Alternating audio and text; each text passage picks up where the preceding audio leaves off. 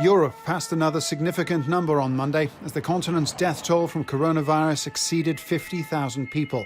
That's the vast majority of the 70,000 who've died globally so far. But while the infection is still on an upward curve in some European countries, in others there are signs that the contagion is starting to stabilise. Austria hopes to allow small shops and garden centres to reopen on April the 14th, with restrictions potentially lifted on larger shops and hairdressers on May the 1st. But speaking from behind a protective Perspex screen, the Austrian Chancellor warned that everything depends on the infection rate. The week of Easter will be a deciding week for us. It will be a week which will decide whether the resurrection after Easter, which we are all hoping for, can actually happen as planned. The Spanish government is also studying how to gradually ease the lockdown it imposed since March 14th. Movement restrictions have left poor and vulnerable residents relying on charitable groups like this one in Seville to bring them food parcels. But on Monday, Spain saw a fourth consecutive day's drop in the number of new deaths, and the number of new infections rising just 3.3% offers some cause for hope. Relaxing the restrictions can't come soon enough for those living beside Lake Constance.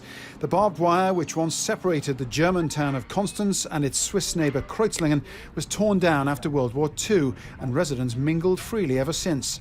Now a new fence has created a coronavirus no man's land, separating friends, relatives and lovers like Jean-Pierre and his German girlfriend.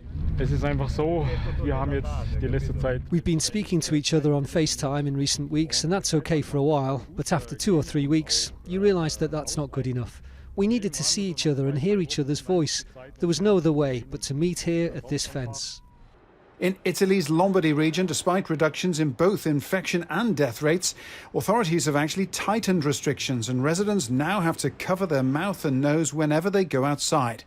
It's an order intended to prevent complacency, but a shortage of face masks is creating a problem.